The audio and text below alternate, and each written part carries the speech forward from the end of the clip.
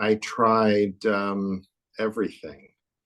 I tried sleeping pills. I did all of the environmental stuff. So cool room, dark room, less dark room. I went to bed sometimes 9, 10 hours before I had to get up just to build in cushion. Um, I tried music. I tried white noise. I don't think there was anything I didn't try. I read a book on insomnia just to make sure there wasn't anything. I tried it all. Uh, because the one thing you can't do, the one way you can't fix sleep is to focus exclusively on fixing your sleep. What I learned through this program was it's not so much what you're doing at night, it's what you're doing all day long. And the program for me was more a life formula that had the collateral benefit of improving my sleep as opposed to a sleep formula. It was stressful and inconsistent. So stressful in the sense that I anticipated sleep problems every night. I didn't have them every night, but I had them often enough. And, you feel like there's no rhythm to your life because you're alternating between days where you sleep and days where you don't. And it's hard to, you find it hard to plan your life because you don't know what days you'll be on and what days you'll be off. And the more important the next day is, the more likely it was that a bad night's sleep would precede it because of this anticipatory dynamic. It's remarkably consistent, and I have the data to prove it. I mean, it's not to say that you don't have really good nights and less good nights, but my less good nights now, I previously would have called my good nights. And look, there's always, when you go through bouts of poor sleep, there's always that lingering concern, but it's substantially reduced, and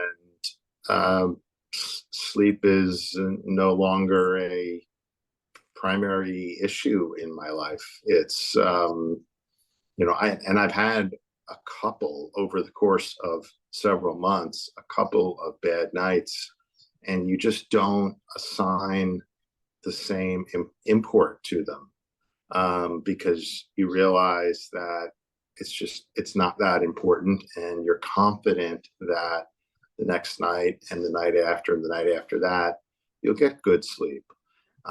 So whereas before, a bad night's sleep could sometimes spiral into a, let's just say, longer term episode, now the bad night's sleep are much less common, and they don't spiral. I mean, I haven't even had 2 bad nights in a row, never mind an episode. Almost immediately, because for me, immersing myself in the program probably created a sense of calm and understanding around how you do this, and a sense that I was doing something. And for whatever reason, it just seemed to take all of the pressure off. These things become, you watch a video, you do a calm app, you watch your breathing over the course of the day, and these things become routinized, and you feel like this is different than anything I'd ever done before. And so my improvement started in week one. Well, it's great. It's very easy because the program is more or less online, and I would go back and look at certain videos more than once. So you can do it on, you can fit. I'm a busy person. You can fit it into a busy life when you have the time to. So it's highly flexible, and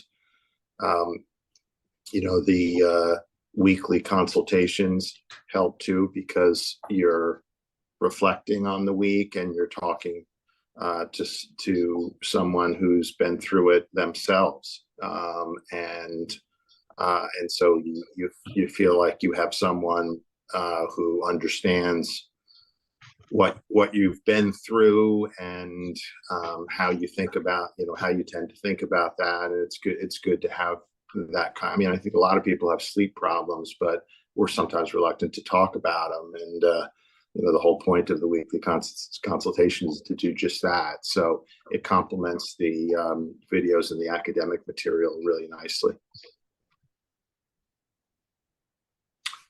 I was telling a friend this past weekend who was having some trouble sleeping that, again, it's to me, it's not a sleep formula. It's not a sleep program. It's a life formula. It's a life program. And, I just am so much more present over the course of the day, and sleeping at night. And it creates this kind of virtuous cycle, where you are more well rested, but also you're more mindful of mindfulness. And for most of my life, I've been someone who has been focused on the future, and sometimes that creates anxiousness, and a little bit focused on the past, but not so good at being in the moment, at being present. And the program trains you to do that, and that doesn't just help with your sleep. That helps, frankly, just as much over the course of a day. If I go out and take a walk to grab my lunch, I enjoy that walk more than I ever did before. And I enjoy being in that moment if it's a nice day. I think it's helped fix my sleep challenges, but I've talked to my family about this, and I think it frankly could help anyone who's struggling with sleep issues or anxiety. I have tried a lot of things to get myself more centered, more mindful, and they, nothing sort of came together for me like this program. It felt kind of holistic and extremely well organized, this concept of mind, body, and environment. The mind part of this, I think, could help. I think could help everyone, really. And the body part of it, most of the body part, I was probably already doing, so it didn't have a significant impact on my lifestyle. But for others, there's certainly a lot I learned, and for others, it might be very, very helpful. So the mind and body part of this, to me, is life formula. Anyone could benefit from it.